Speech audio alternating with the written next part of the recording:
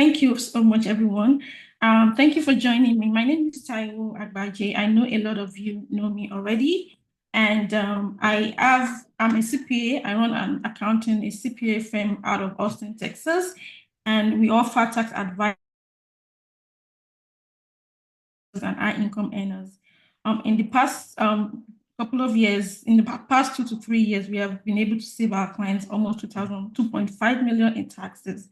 And we are also excited to be offering, extending our services to people that are interested, people that we feel like they are overpaying in taxes. And I'm also a real estate investor myself, and I serve on a few other board, as a board member on a few non-profit organizations. And before we get started, I want to mention that this session is meant to be an educational purpose only. And so I really want to place this disclaimer that it is not a tax consultation, and you should consult with your professional CPA or tax accountant to implement any of the strategies. And if you are already a client, definitely you know that you know how to reach us as the year goes by, as also as we are approaching the tax season. But so now the focus of this webinar is so that we can kind of share with each other what are the things that we should be doing, what are the things that the wealthy are doing in order for them to win the tax game. And I'd like to start by this screen, and reason being that usually I want to always start with the foundation. And what does that mean? The foundation for anything taxes, whether it is compliance, whether it is tax planning, the foundation is the financial statements. And if your financial statement is not accurate, if it's wrong, you run the risk of overpaying in taxes. You also run the risk of arrow going in from the financial statement to the tax plan. And also, it's also going into the tax preparation. And then the tax preparation feeds into the tax plan. So essentially, what it means is that the strategy, whether it is long term or short term, you will need the financial statement and the tax preparation. Without these two inputs, you will not be able to implement tax planning strategies to minimize your tax liability. I'm kind of just sharing with you some of the things that for a lot of us that are here, we are either an investor, a business owner, or we are a W2 employee. But in order for us to really hone in on the impact of the financial statement, why it is important, because it is a foundation for your tax prep and your tax planning, is that as a single member LLC, if you own a business and it is owned by just one person, the only will be required to provide to your tax professional is the profit and loss statement. So this, you may think that this does not require you to have a comprehensive bookkeeping system in QuickBooks. That is fine. But when you get to a point where you have multiple member LLC, multi-member LLC, and you have assets, your tax preparation would require a balance sheet statement as well, in addition to the profit and loss. And the same goes to corporation, whether it is a C corporation, whether it is an S corporation. Once your asset exceeds this amount, and I know that a lot of us that are here, we have businesses that exceed this amount, and we have net assets that also exceed this amount. So what does that mean for you? It means that your tax preparer will need these two statements, the profit and loss statement and the balance sheet. And if you don't have a system, from experience, I using Excel, using some other kind of software. But if you have real estate investments that hold a lot of assets, if you have a business that, whether it's physical asset, whether it is tangible asset, or whatever kind of asset that you have, and you also have liabilities, then it is really extremely important for you to have a system that captures everything, that also looks at your balance sheet and be able to generate an accurate financial statement for your tax preparer, because that is how they are able to prepare your tax return. Now, you may think that, oh, I have that bookkeeping, I have someone in Philippines, or I have someone here that does it. So what's the impact of, what's the impact of having an incorrect financial statement? Because as a CPA that, I see this all the time, I review financial statement all the time. These are the most important, the most common mistakes that we see. We see individuals miscategorizing income. So it might be that you injected a capital into your business. If your accountant or your bookkeeper doesn't know that, okay, this is not income, this should go to the balance sheet as a capital injection, they might, categorize that as an income. So with that single mistake, you will be overstating your revenue. You will also be overpaying in taxes. And the reason is because we've also seen that a lot of business owners are busy.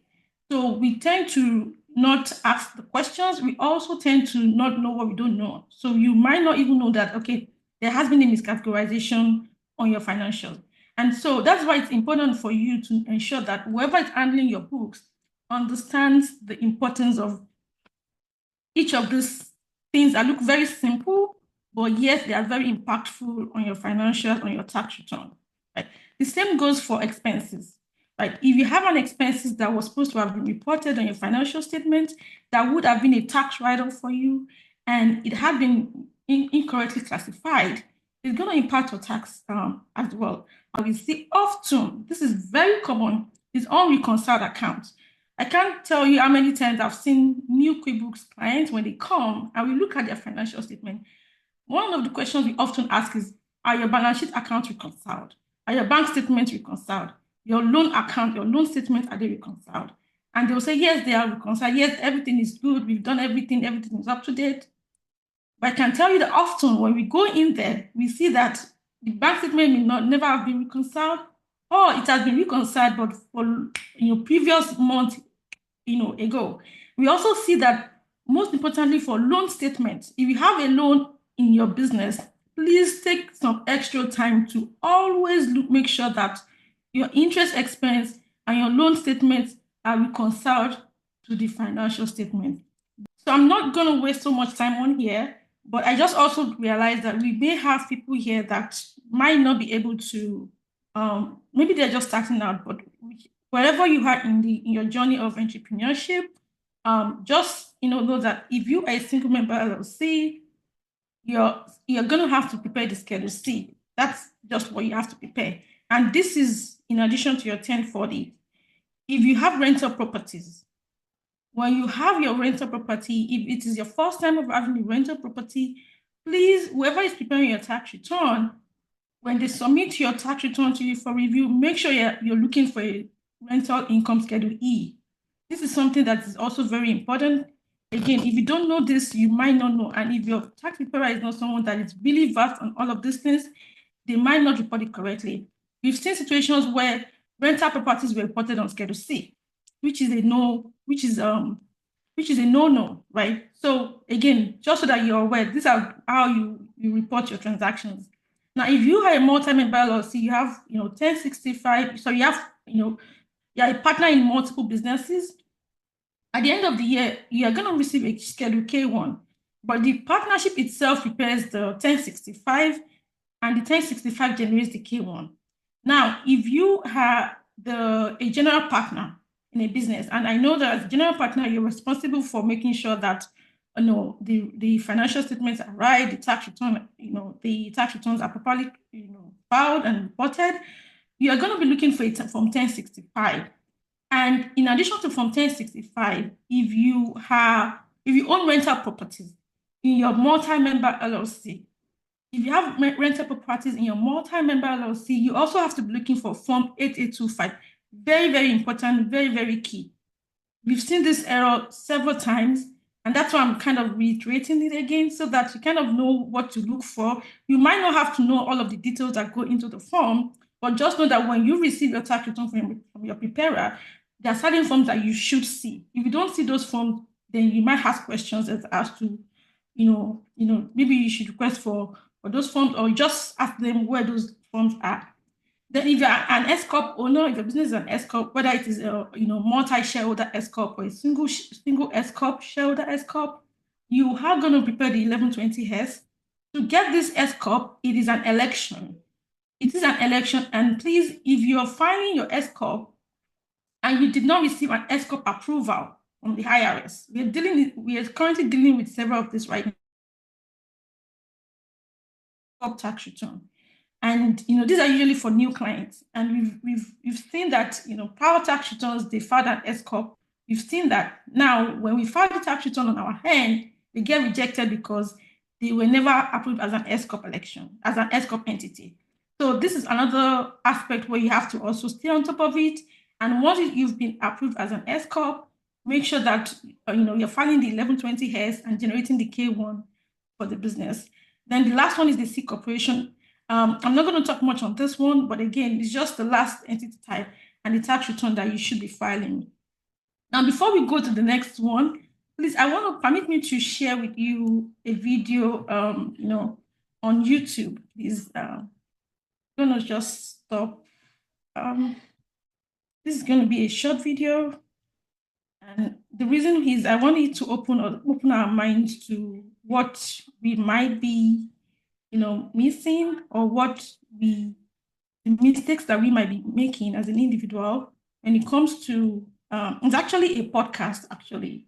And I'm going to read. Attention retirees, sorry. If you're willing to be at your computer from 9 a.m. to 10:45 a.m. on most weekdays, I can show you. 15 years ago. So this is a diary of a CEO. Sorry, the diary of a CEO. This is a podcast I follow, I listen to, and last month he interviewed this guy, Jasprit Singh, and I found this very fascinating because there was an aspect of his interview that really touched on the importance of having a good professional on your hand as an investor, as a business owner. So I've kind of want you to listen to. So give me a second, and it should be there in a minute. Quickly, I wanted to get there fast. It reminds me of people picking romantic partners. Okay. I was in a rush, so I ignored the red flags. And it's funny because you said the cheapest. This is actually what plays out in business all of the time. Is I speak to these young founders that are starting businesses, and they go, Steve, yeah, I know you say like take time and hire great people, but look at the salary. This person costs $100,000 and this one's $50,000. So I'm going to go for the one that saves me money. And that is the trap. One of the most expensive things that you can do is be cheap. And I learned that the hard way because I was born to be cheap. I talked about how Indian people make $1 to spend 20 cents. That was my that if you become a doctor, you'll make a nice 6-figure salary. You can live off of $30,000 a year and save a whole lot of money. And I never questioned. This is a very kind of just don't spend money. That's how you build wealth. Because if I give you money, that means I'm taking my wealth and giving it to you and I'm getting nothing in return. And it goes back to that mindset. Money is abundant. And that scarcity thinking is one of the most expensive things that you can do. So true. And I'll give you a story of this. I told you, if you want to talk about mistakes, we can go for hours and days about my mistakes because I screwed up a lot. I had an accountant, and I figured that if I'm paying less money in accounting fees, I am saving money so my business can keep more money, I can build more wealth, right? But one of the most expensive things that you can do is be cheap. So I had this accountant that was cheap. And all he did was file my taxes, kind of. I mean, he was late and whatever, but he was cheap. The monthly payment was cheap. So I didn't really care too much because I got the taxes done. And then I always wondered why we don't talk about tax planning. What should I do? It's just at the end of the year, I get this big email, send me all of your stuff. And then I don't hear from him for a long time. And then he says, sign this paperwork. And I didn't really think much of it. But then one year, it was January. I'm in my office and I get a call early in the morning from my accountant. And if you get a call from your accountant early morning in January, it's never a good sign. I didn't know that. He calls me, says, Jasprit, how are you doing? I said, I'm good. How are you?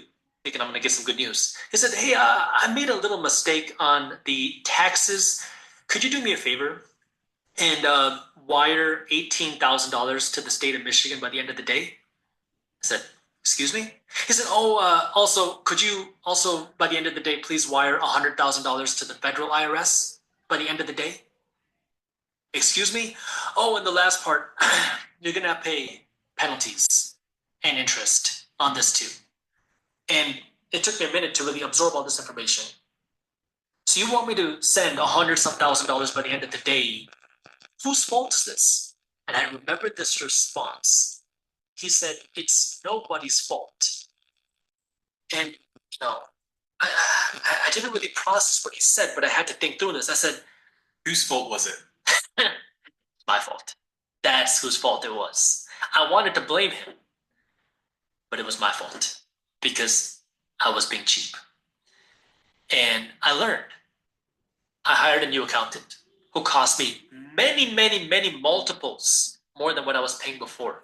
But you know, the crazy thing is it's actually saving me more money now because we do these tax strategizing, which then allows me to pay less money in taxes legally, even though I pay no money to my accountant. This is one of the most pivotal things that I learned in the last 3 to 4 years of my career. I've been in business for maybe, well, my first business was 15 years ago, but in the last 3 years in particular, I just got overly obsessed about hiring and recruitment. And really, how much the exceptional person costs is inconsequential to the long-term net impact they'll have on my business. I remember I spoke to Jason, who's my older brother who works for my company now. He's like, Okay. So that's all I wanted you to see. And so I'm going to switch back to the presentation. And I just wanted to play that so that, we all can kind of have that at the back of our mind as we go through the next slides in the presentation. I hope that you can still see my screen. Let me know that you can still see my screen. Yes, we can see your screen. Okay, thank you.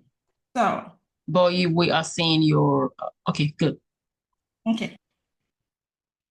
Are you seeing? Okay, perfect.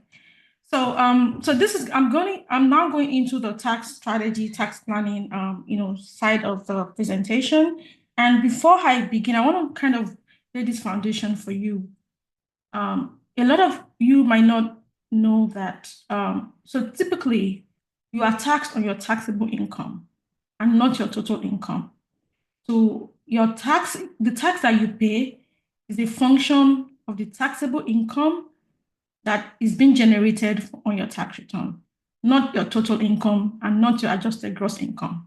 So when you have this at the back of your mind, as a taxpayer, your objective should be, how do I implement legal strategies to minimize my taxable income and lower the effective tax rate? And then you may ask, how do I do this? Well, or what impact does this have, right? The taxable income determines the tax bracket. So when you look at the tax bracket table, the tax table is going to be based on your taxable income. And the tax bracket also determines your tax liability. Now, when we talk about tax planning, a tax credit, right, which is another thing on its own, but the entire premise by which we do tax planning is to ensure that we minimize the taxable income legally so that you can have you can fall into a lower tax bracket and then also have a lower effective tax rate. And in addition to that, you also have to understand that when we talk about tax plan, we're not just talking about how much do I save today, this year, but we're looking at a long-term horizon. How much do I save this year? How much do I save over the course of 5, 10 years? And even when, I pass away, even when I pass my asset to my beneficiaries. So that's the essence of tax planning. We're not just looking at, so you might be implementing strategies that may not save you a whole lot today, but when you look at the entire horizon of maybe 5, 10 years, you might be seeing that savings. And so the requirement for tax planning, before we talk about tax planning or before you even get into the realm of tax planning, there are certain things that you should do, you should have. And if you don't have this, unfortunately, you might not be able to implement anything. The first thing is you have to be compliant with your taxes. meaning that you should have your taxes filed up to date. It's okay for you to, you might be, if you owe taxes on your, if you owe IRS or anything like that, you might still be able to implement strategies as long as you have installment payments set up with them. So you might have installment payments set up with them, you can still implement strategies. But if you don't have installment payment set up, if you've not filed your taxes up to date, I'm sorry, you might not be able to, you will not be able to, implement the savings from tax planning. Then the second one is it requires cash. A lot of the strategies that you see out there, hire your kids, purchase a vehicle, put money here, put money there, they all require cash flow. I was talking to a client the other day, I said, these are the strategies that I would recommend. And he said, Taiwo, I don't have money. He said, I don't have money. I said, okay. So unfortunately, a lot of these strategies, you're only limited to things that you can do that would not require cash, which is not a lot. So if you're really trying to, save on taxes, you have to have some cash to implement those strategies. And of course, you also have to work with a good tax professional, because not every tax professional is created equally. And also not every tax professional is positioned to help you, because when you look at tax planning, there are certain things that you should be looking for in a tax professional, communication, access to you, and then response to, emails, response to calls and things like that. Those are the things that we see often that are important to people. And the last one is time. You also have to have the time to implement those strategies. If you don't have the time, yes, your tax professional might be doing a lot of the work, but they would also require your input at some point. Now, I'm going to go into the strategies now. The strategies I'll be discussing in the next couple of slides, they're actually advanced strategies. They are advanced strategies, and the reason why I decided to focus on those is because there's a ton of information out there on the internet. So you may have seen a lot of other strategies out there, but I'm just kind of focusing on the strategies that I know that there's been a lot of misinformation, out there, and to kind of help you with the right information to utilize and to implement for yourself. Now, when we talk about real estate strategies, this is more like, everyone who owns a real estate, almost everybody has one real estate or the other. So, but the most important thing you have to understand is if you're investing in real estate for tax purposes, to reduce your tax liability, the first thing you have to understand is that real estate is a passive investment. And so in order for you to utilize your losses from your real estate to reduce your taxable, your taxes to the point that your taxable income is reduced, you will have to qualify as a real estate professional, right? And that is a long and very difficult, hurdle to cross. But I'm not going to focus on that here. I'm going to focus on that in the next slide. The other strategies that you can also implement as a real estate investor is to do a cost segregation. So if you own real estate, have you thought about the possibility of doing a cost segregation? If you have a real estate and you've not heard of cost segregation before, or you've not even done cost segregation before, I'd encourage you to see how it can help you. A lot of people out there, some people still self-prepare their taxes. Some people also, use tax professionals that are not, versed in real estate strategies. If you have not heard of that, again, read more on that. Then the third real estate strategy is 1031. If you are an individual that has multiple investments and you sell your properties, you might want to look into 1031 exchanges. 1031 exchange is a very good strategy that allows you to defer capital gain into the future by reinvesting this into like-kind properties. So what that means is that if you're trying to sell your property this year, you will look for a like-kind from this property that you sold. Now, there are stringent rules as well. There's the 180 days, there's the 45 days, that you need to really work on. But this is also advanced strategy because you will need an intermediary to help make sure that the strategy is executed properly. So that's the 1031 exchange. Then the qualified opportunity zone is another strategy to defer capital gain taxes into the future by investing profits into qualified opportunity zones. these are extreme strategies, advanced strategies, and typically, as easy as they may seem, they are, they are not, simple to implement. And the implementation is where people falter a lot. You will see a lot of information on social media, a lot of strategies out there. When it comes to implementation, that is where everybody, falters. And so that is why, again, working with someone that understands all of those things, compliance, implementation is very key. Now, if you might ask, okay, how can I be a real estate professional? Well, you need 750 hours in real estate trade or business during the year. And then you also need to spend more time in real estate than any other business that you have. If you hire a W-2 employee or you have a full-time business, it is while 750 hours is easy to meet, you might be able to meet this one. This is the second one is where people find it very difficult to cross the bridge. And that's because if you are working a full-time job, you will have to work extra. Your hours on the real estate must exceed your total hours on the full-time job. And so it is the most difficult part of the other aspect of it is that even when you qualify for this, you still have to materially participate in all of the properties. And this is where, people also, this is one aspect that people also, kind of don't understand a lot, or they omit it completely because they just focus on these two. The material participation is also very important. If you qualify for these two and you don't materially participate, your real estate losses is still passive. You still cannot utilize it. I'm not going to go into much details because of time. And the material participation, these are the three most important rules that you can follow to materially participate in your real estate. Now, if you own properties, multiple properties, and you're struggling to meet material participation in one property, you might be able to you might do a grouping election. The grouping election allows you to group all of your properties into just one property. And that way you're able to meet your material participation with grouping election. So that's that. Then what is the exception? So we have a lot of people that have W-2 employees. If you fall into those categories where you are not able to, meet the material participation, what are the other options that you have? If your income is below $150,000, you still are able to utilize $25,000 of your passive losses from real estate.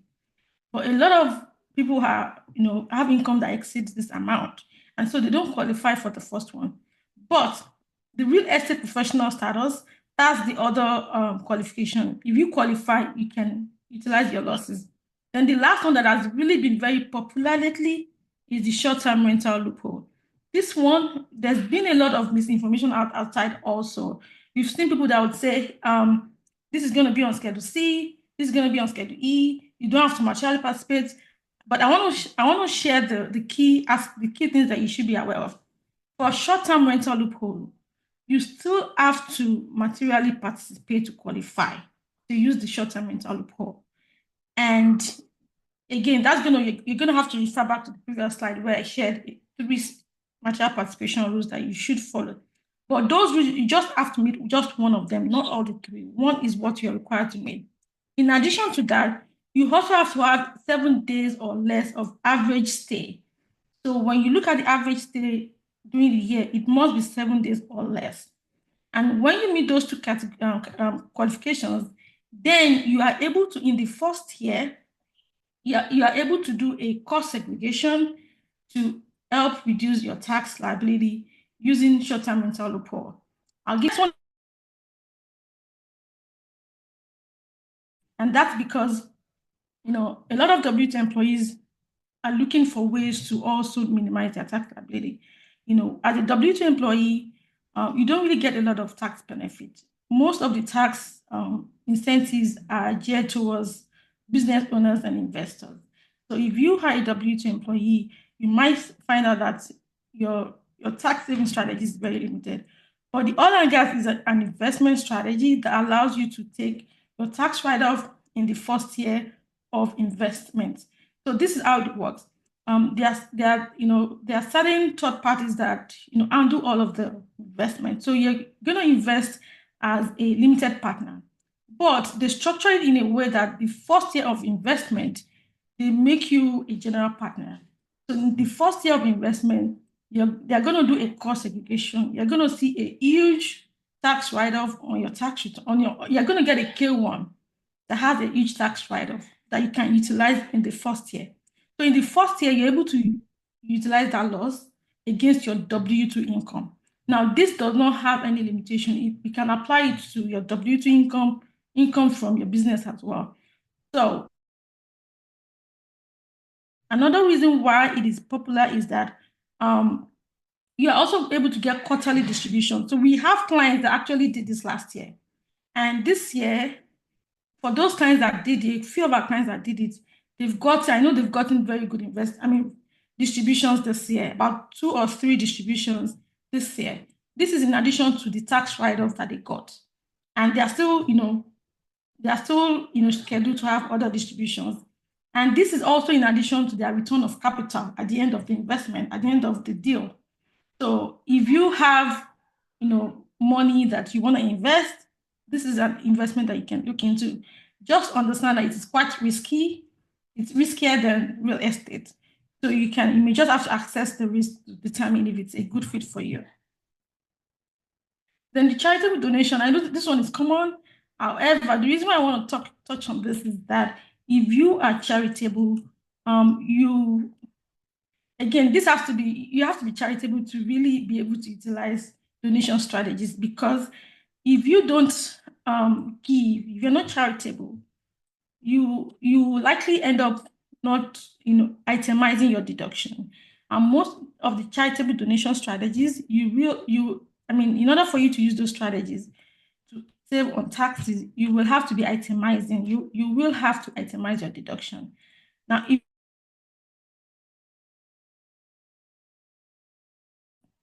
save you on taxes, because you're going to end up doing standard deduction.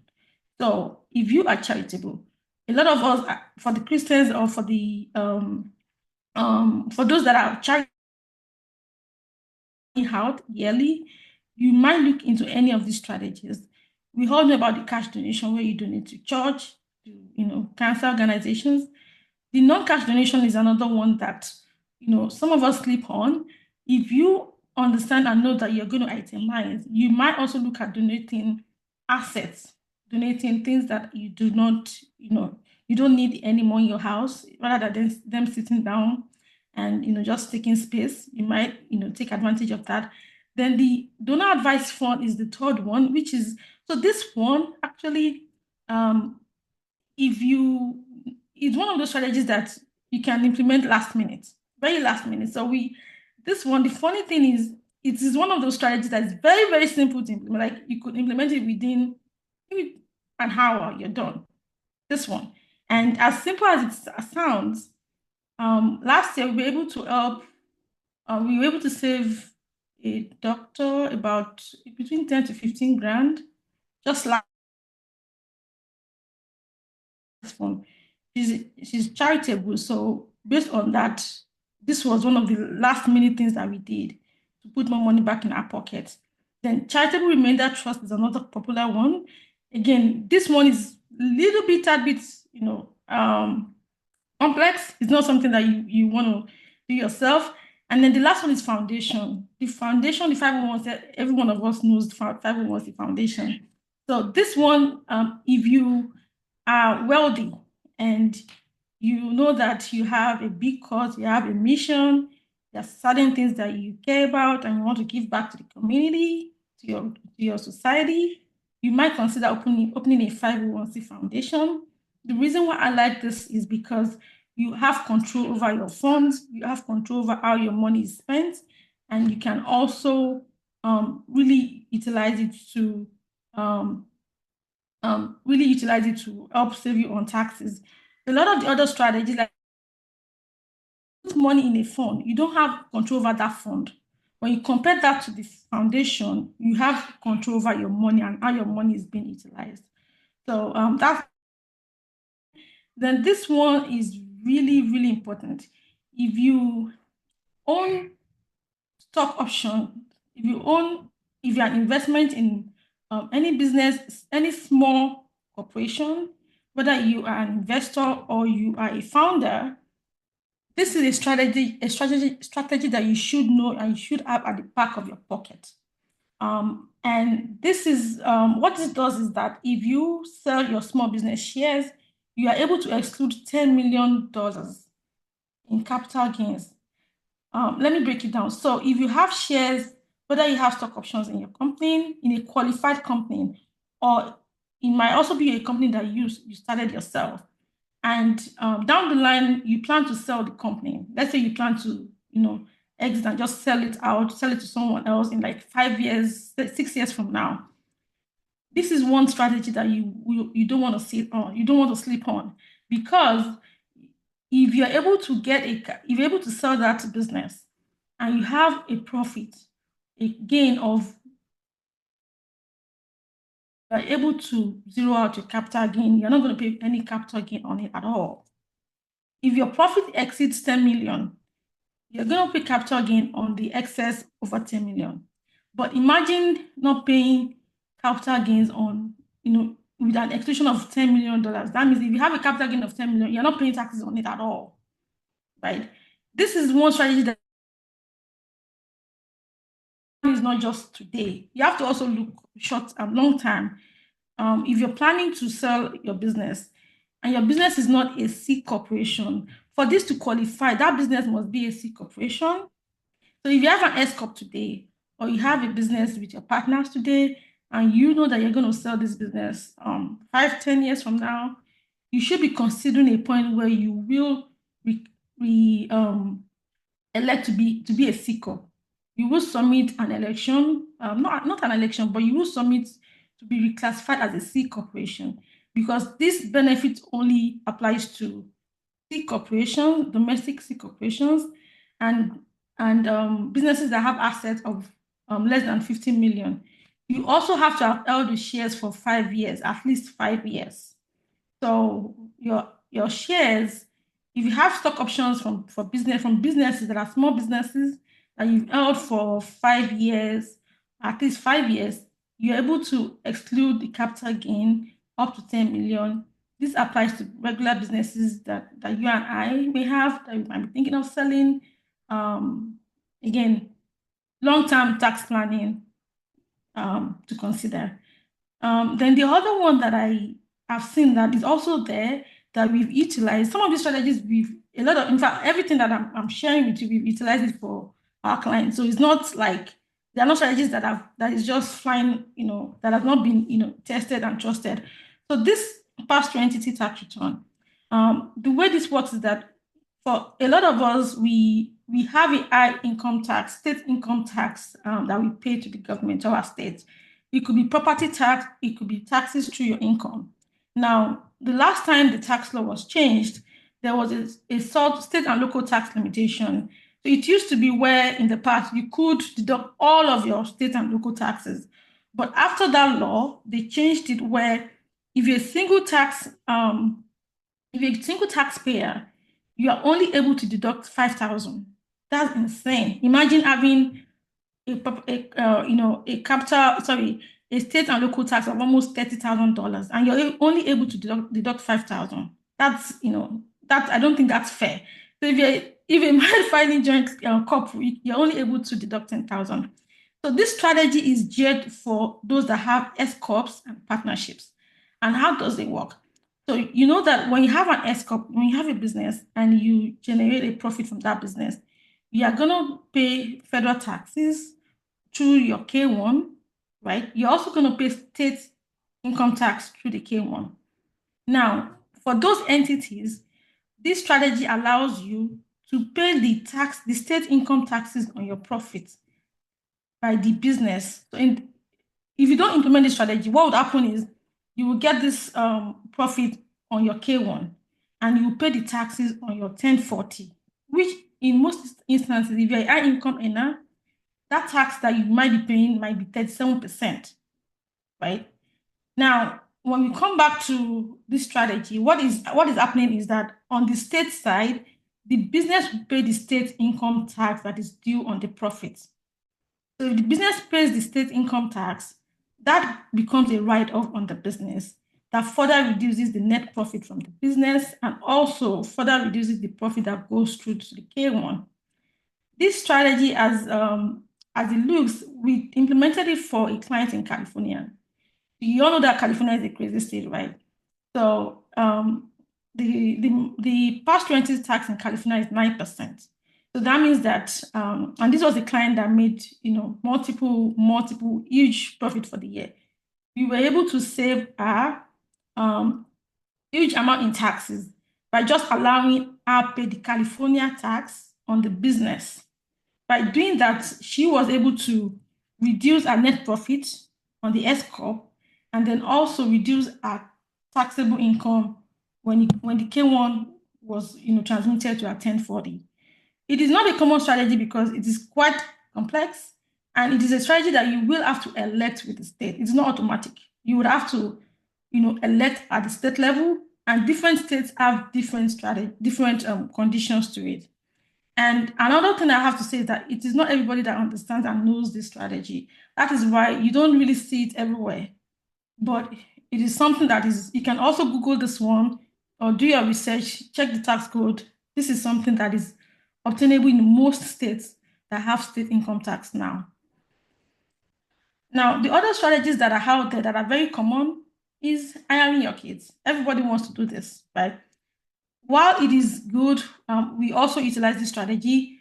Just something to understand is that if you live in a state that has state income tax, almost every state has state income tax except Texas, Tennessee, Florida, and two other states I can't remember now. But if you live in a state that has state income tax, the exemption, the tax standard deduction for federal for 2024 is about $14,000. If you paid your child any amount that exceeds the state standard deduction, so the federal standard deduction is about $14K. Most states, that amount is lower. Indiana, for instance, the standard deduction in Indiana is about $3,000, $4,000. So that means that if you pay your child $10,000, you will have to file Indiana tax because there's going to be a tax due because the income for the child exceeded the standard deduction. This thing I just mentioned, a lot of all the videos I've seen on the internet, everybody saying, hire your kids, hire your kids. I've not seen one that talked about this particular one that I just mentioned. They will tell you all of the strategies, but they will not tell you the other aspect of it. So that is why I always advise that, yes, some of those strategies that you listen to, they are right, but they might not be suitable for you depending on your tax situation. So that's one example where you have to be careful if you're paying your children, is just to know that you might have an exposure at the state level, and then you will need to file state income tax for them at the state level, right? That's one thing to consider. You also have to kind of just do a little bit more research before you kind of implement some of these strategies. Yes, if you do it properly, you are able to, depending on the number of children that you have, 2, 3 children, if you know that you have things that they can do on your business, it is a very important strategy that I always tell all of my clients. You have to be able to hire your children on the business in order for you to, number one, reduce your tax bill, and then secondly, be able to open a Roth IRA for them. Again, also out there, people will tell you just do a 1099, do whatever, but if you want to do this well, you need to set them up on payroll. Then you also need to, issue them at the end of the year, they'll get a W-2. Then also, when they get that money, just make sure that you're also investing for them. The reason why I advocate for Roth is because Roth is, you're able to grow the investment, the returns on Roth investment are also tax-free.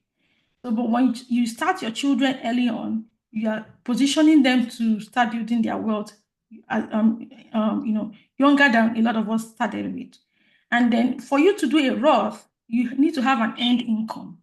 So that's why Roth is not really for everyone. You need to have an end income. So if your children if they're generating income from your business, you might be able to put that money into good use by opening a Roth for them. You can do this on Fidelity, Vanguard. A lot of them have Roth IRA accounts for kids. So that's that. Retirement strategies. We all know all this 401k Roth. For Roth, for a lot of us out here, a lot of us have exceeded the qualifying, threshold for Roth IRA. So that means that you're not able to contribute to Roth. And what that means is that if you contribute to Roth, it's not going to save you on taxes. But how can you go about this? If you really want to do Roth, which I strongly recommend to have a Roth account, because the benefit of the Roth is insane. The returns on your investment, in addition to the fact that the money that you're putting into your Roth is post-tax, you've already paid taxes on it. Now, any return on investment, any investment gains that you get, they don't get taxed even when you withdraw the money in the future. So think about investing in a stock for a company, and the stock, increase in value, maybe 2x, 10x. The implication is that if those investments are in Roth, if you withdraw them in the future, you are also going to not pay taxes on that in the future. So that is why I always recommend having a Roth in your investment portfolio, in your tax savings or tax planning or financial planning portfolio. And the two last ones are really for those that have businesses where at this time of the year, you might want to consider, if you don't want to pay too much in taxes, you might want invoices to your clients because you don't want to increase your income for the year, or your accelerating expenses. Accelerating expenses is, last week, I got about 3 questions about, Taiwo, I want to purchase a car in my business. How do I do this? Can I still do this for this year? Those are some of the things that I got. But what I always recommend is that you don't spend pennies to save. You don't spend pennies to save dollars. Or you don't spend dollars to save pennies, right? So that means that before you buy any asset or spend any money, just make sure that you need those things. Don't just throw money away because you want to save on taxes. Because again, it is based on the tax deduction. If you invest or if you purchase a car for $10,000, your tax write-off is not $10,000. It's going to be, your tax savings is going to be 10,000 times your tax bracket. So you might end up spending $50,000. The tax savings on that might not be more than maybe 10K, depending on your tax bracket. So before you also spend money to save on taxes, make sure that you understand the tax bracket that you fall into, and then you understand the impact it's going to have, what savings is going to really save you before you spend that money. Then this is the last part. We're almost done. These are the last year-end to-dos, where around this time of the year, if you have not done any of these things, I recommend that you do them. If you have not discussed with your tax professional, I also recommend that you meet with them. You can still meet with them before the end of the year. There are still some things that you might be able to do. But these are things I've listed out. If you are a real estate agent, so real estate investor, and you have your properties under your name, you might want to consider structuring them into an LLC for liability protection, and also to minimize the impact of self-employment taxes. This one is one that a lot of people have spoken to me about. And so if you've purchased a property under your name, you are able to create an LLC and transfer the ownership to the LLC. So you're able to do that. Then another thing you should be doing right now is that by now, if you have a business, you should have an idea of what your profit is. If you don't have an idea of what your profit is at this time of the year, then there's something that you're not doing right. There's something you're not doing right, because if you don't have that number, obviously you cannot do tax planning. And if you don't have that number, you don't even know if you make a loss or not. You don't want to do tax planning when you're going to make a loss in your business, because you're not going to have a tax due, right? That is why you still have to understand that by now you should have, if you don't have your income and expense, your profit and loss done, I encourage that you do that, because come January, a lot of accounting firms switch their brain to tax season. So they usually just don't want to focus on bookkeeping at the time. Then another one is a lot of us here have contractors working for us. We have people that we've paid during the year, either through your real estate, properties, or through your business. Right now, you should be giving them a W-9 to complete for you, because from January, you're going to be issuing a 1099. The 1099 is a compulsory requirement for businesses, but I see that a lot of business owners, they either don't know about it or they just don't do it. To do that, what I recommend is that you give them the W-9 form, let them complete that before you make the last payment to them for the year. You've seen situations where contractors will not complete that form, they will not give you the form. Without that form, you cannot complete the 1099. So this another to keep in mind. And also, this is another, the fourth one is something that we've seen done a lot. If you invest in syndication deals, if you invest in business in other states, or you have property that you don't live in, you are going to have to file state income tax in those states. So, for example, you invested in a syndication deal in Maryland,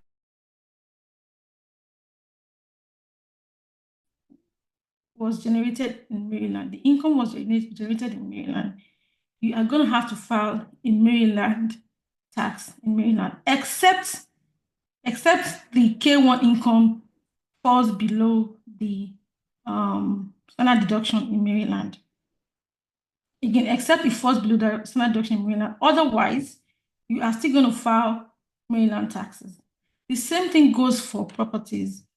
If you live in Texas or you live in maybe Kansas City, and you have properties in a state like California, a state like Cincinnati, Ohio, you are going to file state income tax in those states.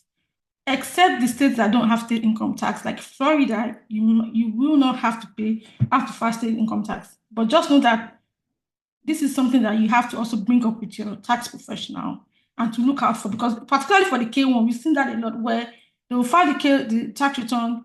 The K1 will be for another state, and they will not prepare the tax return for that state. So just something to keep in mind. Then the last one is if you purchase the property in 2024 and you know that you qualify for the real estate, you've tracked your hours and you know that you really qualify, or that's what you do full time, then consider doing a cost segregation so that you can utilize the savings on depreciation for the first year. Before I continue, I want to quickly get feedbacks. If you don't mind.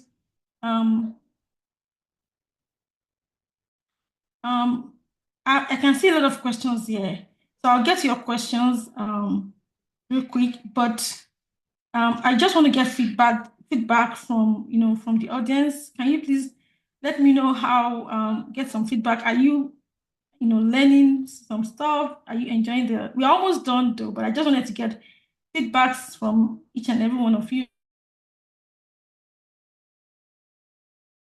so that I can continue. Thank you, Ifeanyi. Thank you, Temi. Thank you, Amy.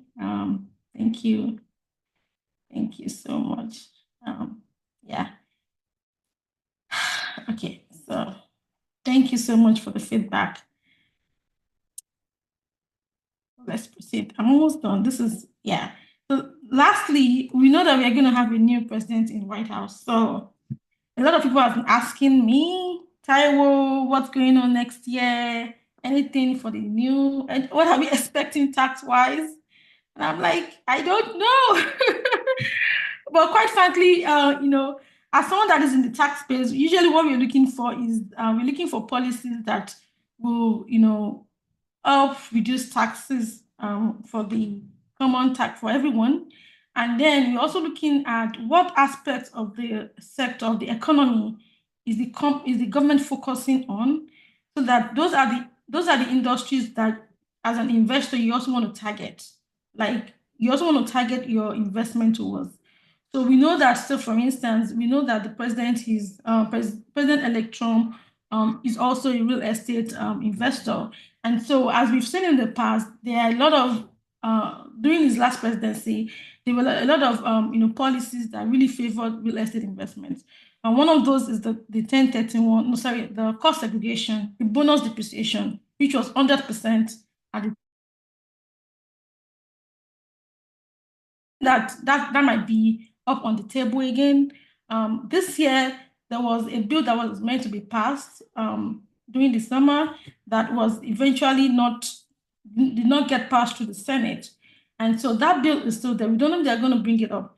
But when you think about the fact that the landscape that we have right now, where we have the Republican, controlling the House, the Senate, and also with President Trump in there, we are kind of seeing a trend where some of those policies and bills that were stalled in the Senate might be able to get through the light now that we're getting in 2025.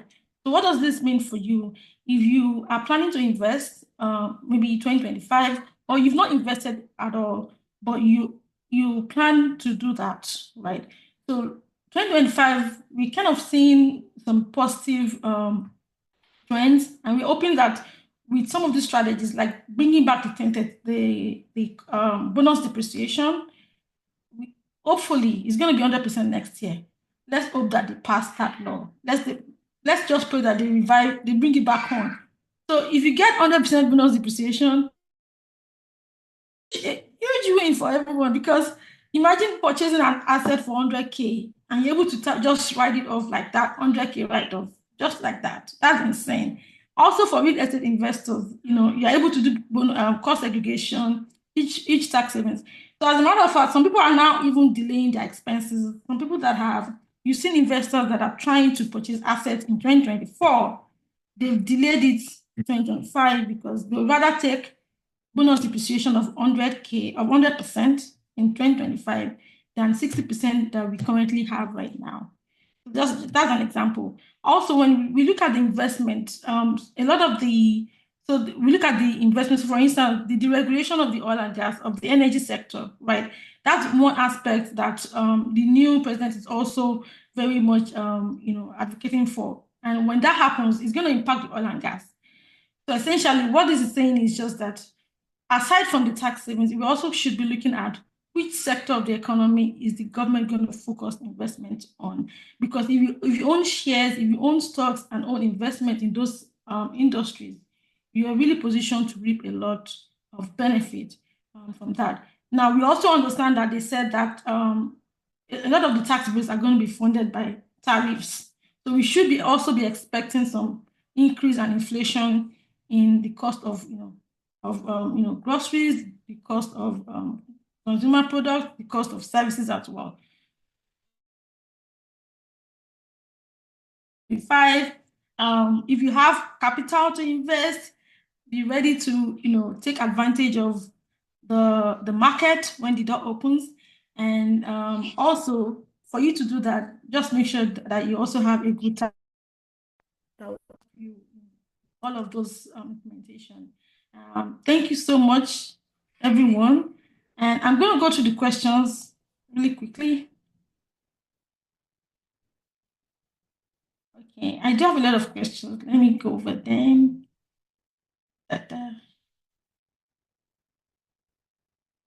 Okay, Amy asks that, will there be higher taxes paid in the future if cost segregation is done?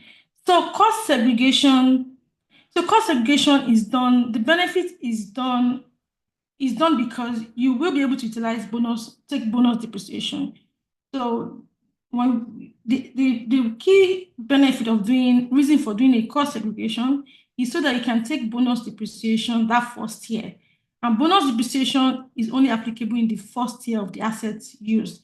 The first year that you place the property into service is when you can claim bonus depreciation. So, and in the future, depending on what the bonus depreciation is, right now it's 60%. If in 2025 they increase it to 100%, yes, there's going to be a tax savings. So typically you're going to see lower taxes as a result of that. That makes sense. Temi. Okay, now Temi asks that, do you just need 2 bookings before the end of the year to qualify? No.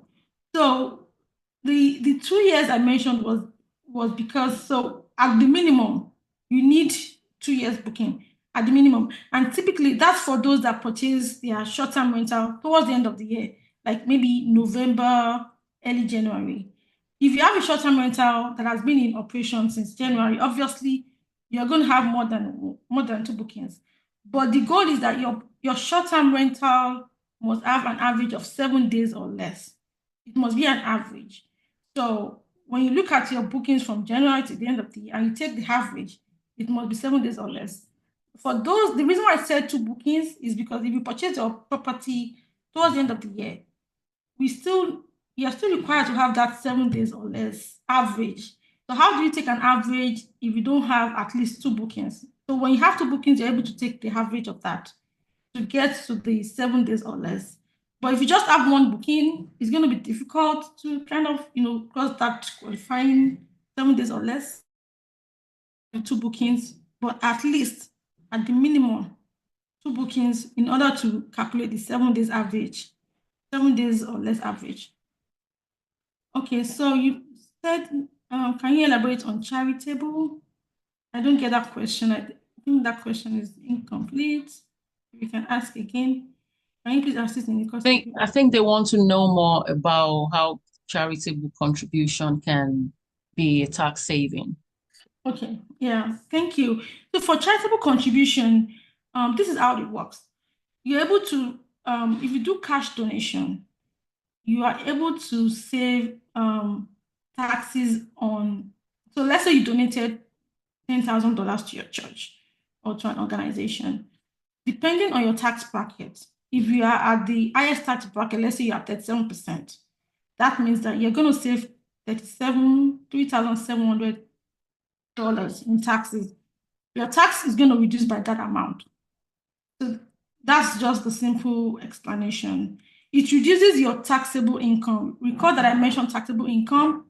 So it reduces your taxable income. And the threshold is that you can donate up to 60% of your AGI. And the donation doesn't have to be cash. It could be unused asset that you have. You can donate it. You could also donate shares, worthless shares as well. Just know that there's a limitation as to the AGI, but the impact is going to save you a percentage of your tax bracket in taxes. And you also have to, if your donation is high enough, you are going to end up having to itemize. And I always also recommend that for really high donation strategy should be one of the things that you should be looking into one way or the other, any of those strategies, because it's one of those things that it's not so difficult, and the tax impact is just, you might think that, okay, I don't want to donate 10,000 because I'm only getting 3,700 back, right? But again, if you are charitable, which means that you would still donate, regardless of tax payments, you will still donate, right? For charitable folks. Now, how do you now implement those strategies to benefit you on your taxes? That's the question, And the donor advice fund, you can read more on that. That's very simple. You can very straightforward. You can go on with the Fidelity and all of those, Fidelity and Banker, some of those brokerage firms. A lot of them have, donor advice funds that you can open. Just read a little bit about it because the fund is a little bit limited. Not that it's limited, but you don't have control over the fund. So once you put money into it, you don't have as much control over it as you do if you have your own foundation or your own 501c. Yeah. Then Amy also asked cost segregation question. Wouldn't there be higher taxes paid in the future? So yeah, so for the cost segregation, I know what you're saying. So the cost segregation, if you do a cost segregation on a property and you sell that property, you're going to recapture depreciation. So that I guess that's where you're touching on. So yes, so there's a depreciation recapture. If you do cost segregation, you take bonus depreciation. But the upside of it is that think about so for instance, we did a cost segregation for a client last year, and they were able to get, I think they were able to get almost 30K, close to 35K back in tax refund as a result of that cost segregation. And then when I was meeting with them with the review, I asked them, what are you going to do with this fund? They said, it's going to be our down payment for our next property, right? Now, think of the time value of money. You know, when you're saving now, investing it into something else, even though you know that you might end up paying a depreciation recapture,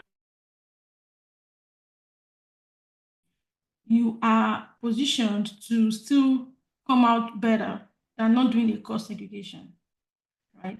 The other reason why I advocate for cost segregation is that if you don't do a cost segregation, when you look at a property, your furnitures, your fixtures, your lightings, those things typically don't last up to 29.5 years or 30 years or 40 years that you typically would depreciate them for. Your carpet will not last that long. So the cost segregation is just saying, okay, let's look than 7.5 years, 10 years, 15 years, and let's accelerate those depreciation so that you don't have to wait for 27.5 years to depreciate them. So that's what cost segregation is doing. So in the long run, it usually comes out better doing cost segregation. But before you do it again, just make sure that you have enough income to utilize the losses. So don't do a cost segregation if you don't have, if it's not going to be helpful for you, because it's not going to be helpful for everybody. Again, because different tax situations for everybody, right? And if you also are not a real estate professional, if you do a cost segregation, your losses will be suspended. You cannot utilize it. Again, just then when is too little tax prep for this year? Tax prep for this for 2024 is next year. If it's tax planning, usually what I say is tax planning deadline is December 31st. Most of the strategies would have to be implemented before December 31st. And so that's for tax planning. If it's tax prep will be next year. April 15 is the day for 6 months till October 15. Someone asked if I believe I recorded it. I asked my co-host. Open, Yeah. just open that. It's recorded and it will be shared afterwards. Thank you. Are you accepting new clients? Yes, we are accepting new clients. Definitely reach out. I dropped reach out to me. This is my direct email. So I read this email myself. So if you reach out to me, I will be able to, schedule something with you. Okay.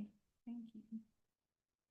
Yes, I do advise non-business owners as well. If you are a W2 employee, yes, definitely we do that as well.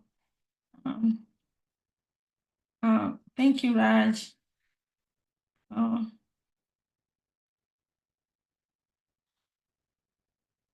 So Latifa said, can you talk about major changes from 2023-2024 tax year? We should make sure our tax preparers are taken into consideration.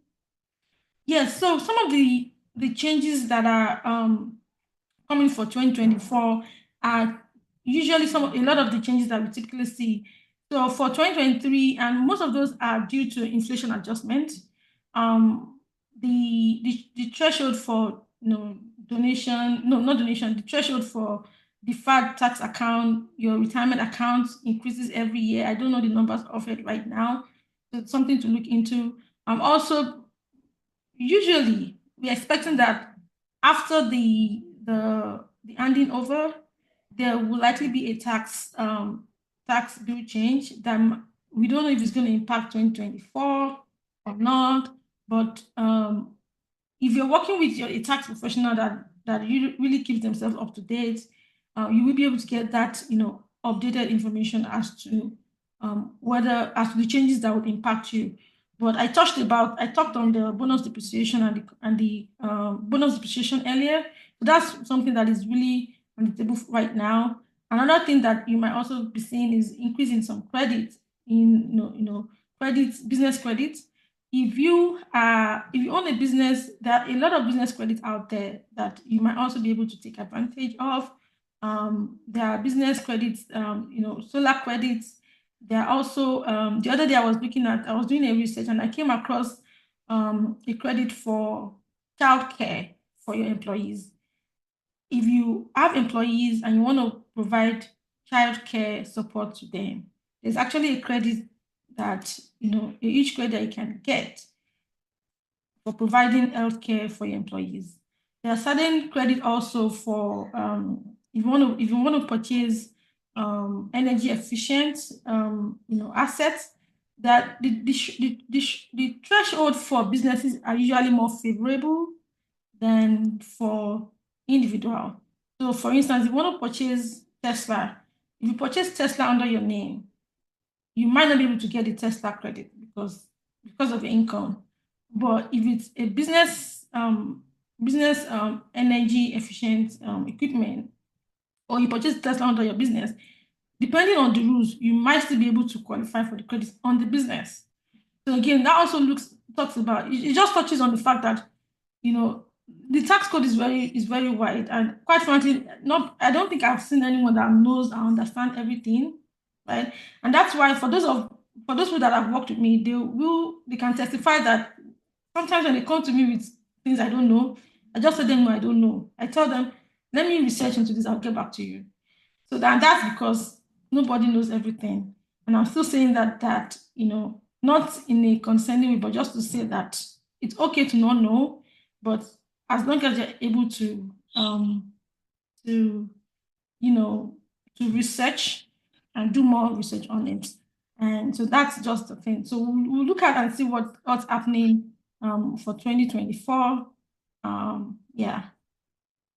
So in the event of no other questions, thank you so much, everyone, for joining me. I know we had a rough start, and thank you for being patient. Follow me on LinkedIn. I post a lot on LinkedIn.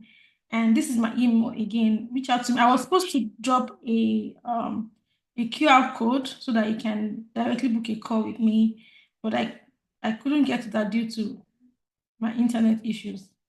So thank you so much. Have a wonderful evening, and I hope to talk to you later. Thank you. Bye-bye. Thank you, Taiwo.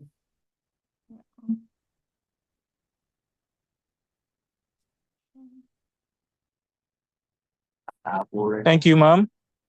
You're welcome.